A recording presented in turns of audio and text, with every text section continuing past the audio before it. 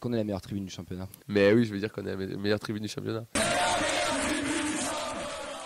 Dep à Montpellier, déjà on peut d'ores et déjà vous dire que pratiquement toute l'équipe sera à Montpellier, une grosse partie en tout cas, donc il n'y aura pas de Danu, de commentaires de match, mais le Danu diffusera bel et bien le match. Il n'y aura juste pas nos 12 voix au Danu, mais on sera de retour très vite après. Elles seront à la Mosson. Mais il y a surtout une grosse info des Andy Tolosa qui font leur premier déplacement officiel à la Mosson. Premier déplacement, donc complet. On est deux.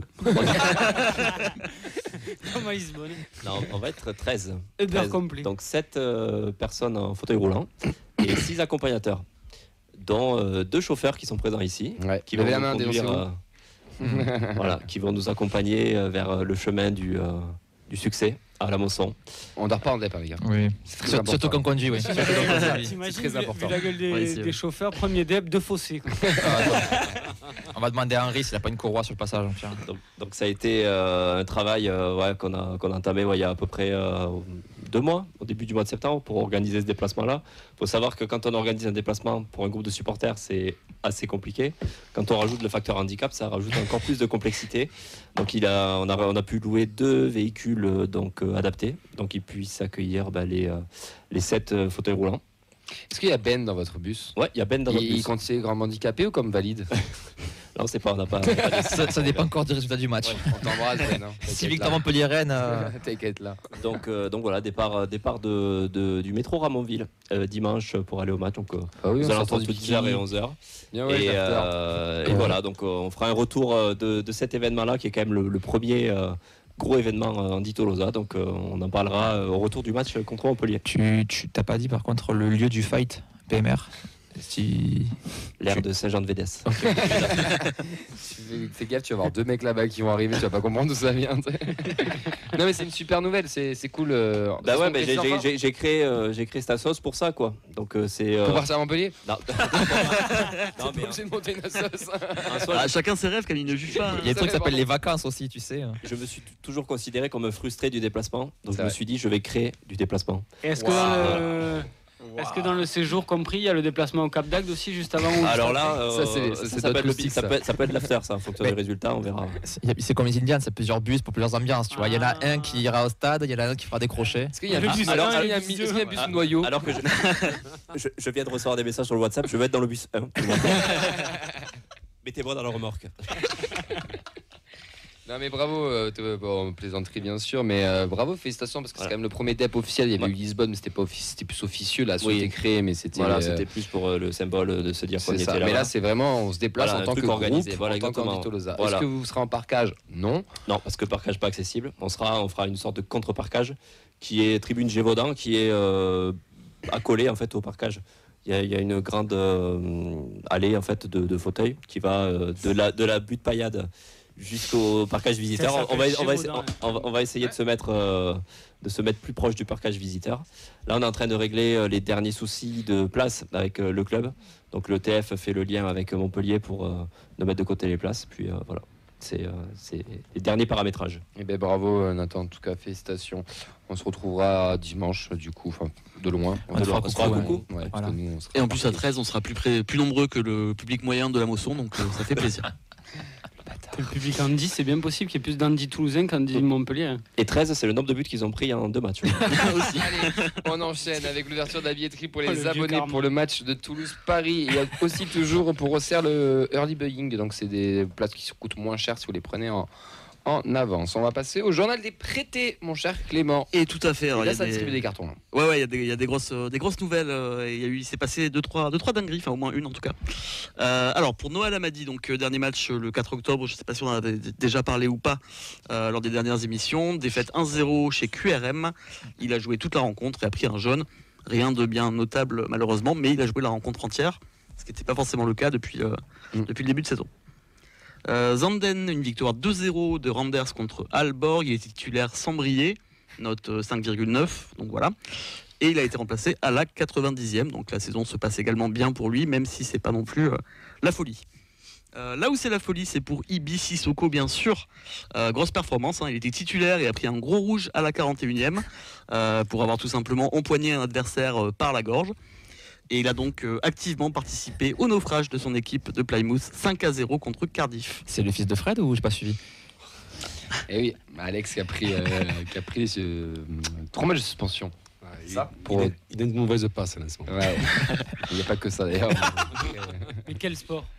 Ouf. Parce qu'il en fait beaucoup, non? Ouais, foot à 11. Foot à 11, hein. Ouais, vraiment, en plus, c'est une vraie info. Il a Ouais, vraiment c'est pris à cause de l'arbitre des matchs de suspension. Oui, il sera suspendu pour une autre raison, mais Il sera un Nitolosa avec nous sur le déplacement de ce week-end. tu peux enchaîner. Bah ouais, Voilà, parce que là, vu le geste de Sissoko, il n'est pas exclu qu'il soit suspendu au moins 1 ou 2 matchs par la suite, parce que c'était quand même assez bourrin. Donc voilà, bon, il avait marqué la dernière fois qu'on avait parlé de lui, donc là, il refait parler de lui, pas pour les bonnes raisons malheureusement, mais au moins il joue. Hein. Peut-être moins sur les prochains matchs, mais voilà. Des nouvelles de notre ami, notre amour, Saïd Amoulic. Il continue malheureusement sa traversée du désert en solitaire et sans escale, rentré sans marquer à la 74e, alors que son concurrent direct et compatriote Imad Romdic se régale et a mis un doublé lui. Donc victoire 4-3 de Lodz contre Motor, mais il n'a pas participé beaucoup à cette victoire. Et avec 7 buts en 12 matchs pour son concurrent direct, ce gros faisant de Saïd Amoulic n'est pas prêt de lui piquer sa place. Donc voilà. Tu peux lire la suite. Hein. Pourquoi tu dis pas ce que tu as écrit si tu veux, je te le termine. Hein, il n'est pas prêt de prendre sa place parce qu'il n'a plus marqué depuis maintenant 1948. Je vois que vous le vouliez, c'est bien. Je me régale. Moins de blagues maintenant sur César Gélabert, titulaire, sorti à la 60. Blague un peu Gélabert. J'arrête la blague ici. Tu veux arriver à Montpellier ou pas? Ah non, j'ai rien dit. Voilà. Donc César Gélabert, titulaire, sorti à la 70e lors de la défaite 2-1 de Riron à Elche. Rien à signaler non plus, une note moyenne, pas de passe D, pas de but pour lui. Et il essaye. Mais il essaye, il joue et écoute, ça va bien finir par se débloquer, Inch'Allah. Les 3 minutes de bonheur en plus, c'est le journal des prêtés en fait. Il t'a piqué ta chronique. Oui, je trouve que ça a changé la feuille de match. Mais je me régale. Ta chronique, en Mais un fait. spectateur, c'est très bien aussi. Hein, Et franchement. sache que c'est une rubrique que j'aime beaucoup faire, je m'amuse beaucoup. Des nouvelles de Shutil Hogg également, j'ai appris à le prononcer depuis maintenant 3 semaines. Titulaire lors du match nul 3-3 de Odds face au Viking Stavanger, dont le nom claque quand même pas mal, je trouve.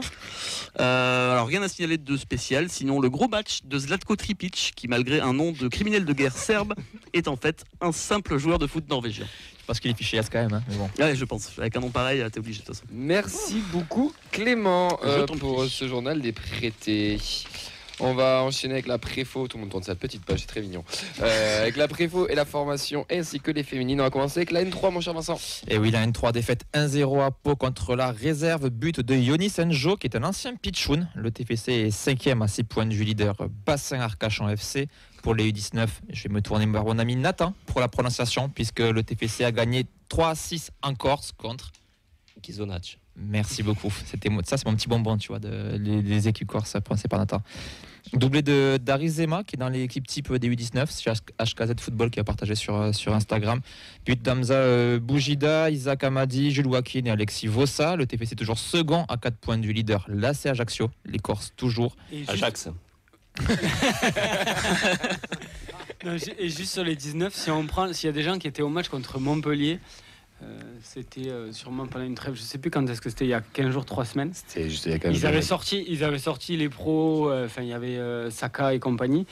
Et quand on regarde la compo là, à Gizonach, là, je sais pas comment on dit là, chez les Corses, Gizonach.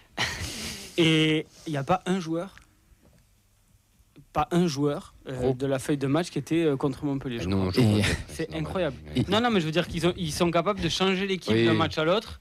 Et bon, Et ça continue de performer, ouais. Et il me semble même que j'ai bien compris, j'avais lu sur les réseaux parce que je suis pas assez pour être assez bon sur ça, mais ils avaient même fait monter pas mal de 17 pour le coup sur la compo pour faire le nombre c'est aussi. possible, Donc, je les connais moins moi, ceux-là, les 17 là qui montent. Et les 17 du coup qui ont perdu 1-0 contre Domtax dans la banlieue de Lyon. Le TFC est 7e à 7 points du leader marseillais. On va passer avec des bonnes nouvelles puisque les féminines, c'est la grosse victoire du week-end. Elles sont allées taper les Messines 3-0. Elles sont secondes à 2 points du leader de seconde ligue. On a Mathias, un supporter qui a fait le déplacement, qui était dans un invité de la feuille de match. On était supporter il y a quelques semaines, qui était à Metz. Et il nous fait un premier retour. Il nous parlait d'avoir de l'ambiance générale. Vous allez voir, c'est assez rigolo.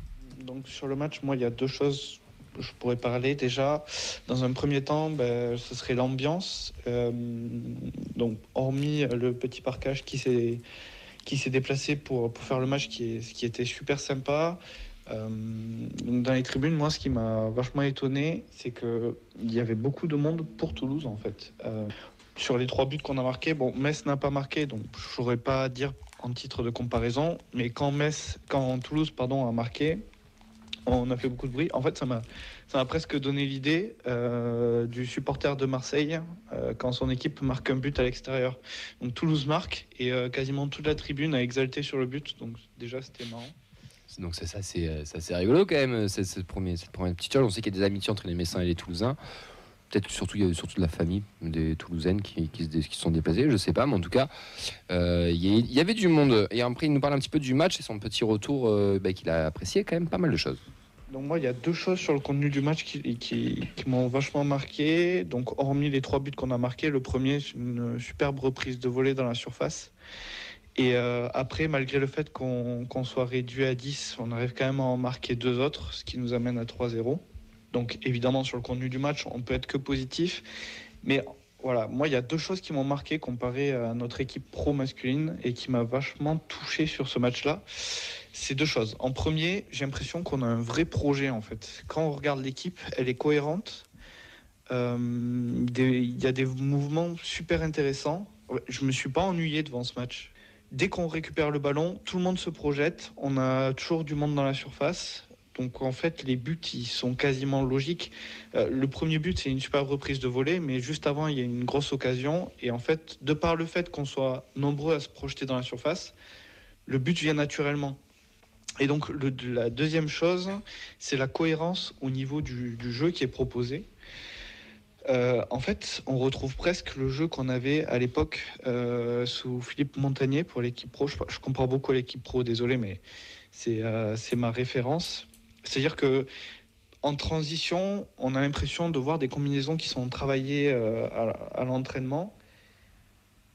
Donc, une belle partie pour lui et beaucoup de bonnes choses, de satisfaction de ce match. Ensuite, il nous a parlé de ses tops et de ses flops juste avant qu'on écoute Antoine Gérard, le coach des féminines, qui nous fera son retour sur le match. Pour finir, si je devais sortir un top de notre équipe féminine, pour moi, ce serait notre numéro 7, Ali Abdallah. Elle fait un match incroyable. Donc c'était notre ailière ultra percutante, dangereuse sur quasiment chaque ballon qu'elle récupérait et énorme au pressing. Ensuite, il nous parle de ses flops. Et en flop, je dirais l'équipe Messine qui, contrairement à notre équipe à nous, m'a donné une forte impression de l'équipe du TFC, quoi. Pas de projet clair de jeu qui se dégage de l'équipe. Du coup, on met une grosse intensité en début de match, parce que quand même les Messines ont bien démarré le match. Mais en fait, derrière, vu qu'il n'y a pas trop de cohérence de jeu ni de projet, elles finissent vite fatiguées. Et nous, après, on a complètement pris le match à notre avantage. Du coup, on remercie Mathias qui nous a fait son retour, qui a fait le déplacement à Metz. C'est vrai qu'il y avait une petite photo qui traîne sur les réseaux là, le compte Esprit Violette qui l'a fait partager, où ils étaient 5, 6, 7, une dizaine, je sais pas exactement. Ouais, un bon petit groupe, ouais. Mais ça fait plaisir. Maintenant, on va parler avec le coach. Enfin, on a parlé avec le coach. Et d'abord, on l'a félicité pour sa prolongation parce qu'il a été prolongé cette semaine jusqu'en 2026. Et voici sa première réaction. C'est une grosse satisfaction pour moi parce que le TFC est plutôt un club dans une bonne dynamique, je dirais, sur l'évolution du football féminin et la prise en compte de son équipe féminine. Donc je suis content d'en faire partie. Je suis content surtout que le club me fasse confiance pour la suite. Ensuite, on lui a demandé de faire un retour du match face à Metz où, enfin, ça a payé devant et victoire 3-0 quand même. Sur le match de Metz, alors c'est un match qu'on a vraiment très bien mené. En tout cas, les filles ont été super de la première à la dernière minute. On a eu un léger trou d'air de la 35 à la 45e où on a un peu perdu le fil, mais c'est sans doute le match qu'on a le plus maîtrisé, on va dire, dans son évolution et dans son intégralité. On a la chance de marquer très vite. On a la chance de débloquer aussi deux joueuses qui sont très impactantes sur notre projet, qui sont Célène et Tatiana, qui n'avaient pas encore marqué. On joue à 10 à partir de la 55 ou 60e minute. Ça ne s'est pas vu sur la maîtrise et la domination sur les 30-35 dernières minutes. Donc c'était vraiment une super prestation des filles qui vient clôturer un long cycle de 6 matchs qui est quand même globalement plutôt positif. Ensuite, on lui a demandé ce qu'il avait pensé de Des attaquantes qui ont été performantes, c'était un petit peu ce qu'on reprochait entre guillemets au Fils et sur les derniers matchs, et c'est surtout Célène qui ouvre enfin son compteur. Forcément, c'est une grosse satisfaction pour moi parce que le TFC est plutôt un club dans une bonne dynamique. C'est pas le bon vocal, ou alors j'ai pas fait le bon export. Arrête-le. Arrête-le. Je sais pas. Recule dessus. On coupera son montage. Ok, bon, c'est pas grave. En gros, il disait qu'il était Il y a content. marqué 3, hein, donc 1, 2, 3. Ouais, non, mais c'est moi qui ai dû faire un mauvais export, c'est pas grave. Du coup, ça va être sympa, le vocal numéro 4, je suis comme ça. Il y a marqué 4. Donc... En gros, il explique que le 3 et le qu'il était très content pour Solané, la passeuse, qui avait déjà été décisif dans les matchs avant, que ce soit sur la dernière passe ou même avait marqué, mais que voilà, qui était aussi très content pour Célène, parce qu'elle ouvrait son compteur, que ça lui donnait de la confiance pour la suite. Ensuite, on lui a demandé ce qu'il pensait de cette trêve, parce que le TF va arriver dans une trêve de 15 jours, puisqu'il y a les vacances, mais il y a surtout, elle devait affronter Bordeaux le 4 novembre, et les féminines de Bordeaux ont été dissoutes. C'est ça, dissoutes. Donc elles seront exemptes, il y a toujours une équipe qui est exempte, et ce sera notre tour. Donc 15 jours sans rien. On lui a demandé s'il devait y avoir des amicaux de prévus, du repos, enfin qu'est-ce qui allait se passer. La trêve là, elle va durer 15 jours effectivement pour nous parce que personne joue le week-end prochain et nous on tombe sur le match exempt qui était prévu contre Bordeaux le 3 novembre. Donc on va essayer de trouver une opposition, mais c'est pas simple parce que tout le monde joue. Les D2, les D1, les D3, tout le monde est un peu soit en Coupe de France, soit en championnat. Les étrangères sont aussi en championnat, que ce soit l'Espagne. On va regarder l'Espagne beaucoup. Donc voilà, on va essayer de trouver une opposition malgré tout. Ce sera peut-être contre des garçons, mais on va essayer de faire jouer les filles une semaine avant le match de Nice. La trêve, elle arrive au bon moment pour nous, parce que même si effectivement on est sur une bonne dynamique, les filles, elles n'auraient pas pu tenir. Plus que ça, on a peu modifié l'effectif, donc c'est vrai les mêmes ont beaucoup joué, donc elles commençaient à accumuler de la fatigue, on commençait à avoir des petits pépins. Donc je préfère me dire que c'est une très bonne chose qu'elles se régénèrent, qu'on récupère les quelques blessés qui étaient encore out et qu'on puisse redémarrer jusqu'au week-end du 10 novembre pour justement poursuivre cette belle série en championnat. Enfin, on lui a demandé ce qui s'était passé avec le 19 qui ont pris 5-1 face à Montpellier, même si on sait que c'est pas les mêmes gabarits en termes d'équipe. Montpellier est quand même un peu plus au-dessus. Et il va nous répondre par rapport à ça. Et la R1, elle n'avait pas de match week-end. Les U19 ont perdu 5-1 à Montpellier après avoir mené 1-0 à la mi-temps et fait une super première mi-temps. C'est toujours un peu dur sur le plan des résultats. Mais on a un jeune groupe qui avance et qui, je l'espère, elles aussi, après la trêve, pourront performer davantage que ce qu'elles ont fait avant. Et qu'au-delà de continuer une dynamique comme la seconde ligue, j'espère qu'elles entameront une dynamique et qu'elles finiront mieux cette première phase qu'elles ne l'ont démarrée. On remercie du coup Antoine Gérard qui nous fait toujours ses retours tous les mardis, donc pendant 15 jours il y aura peut-être la semaine prochaine si elle est amicale, on verra. Je vous encourage aussi à aller les voir, elles ont besoin de nous aussi, hein, puisqu'il y aura sûrement des matchs qui vont vite arriver à domicile. Donc Nice, le prochain match sera sur l'annexe 1, donc n'hésitez pas à aller les voir, vous allez voir, c'est très convivial, c'est très familial et footballistiquement en plus c'est super sympa à regarder.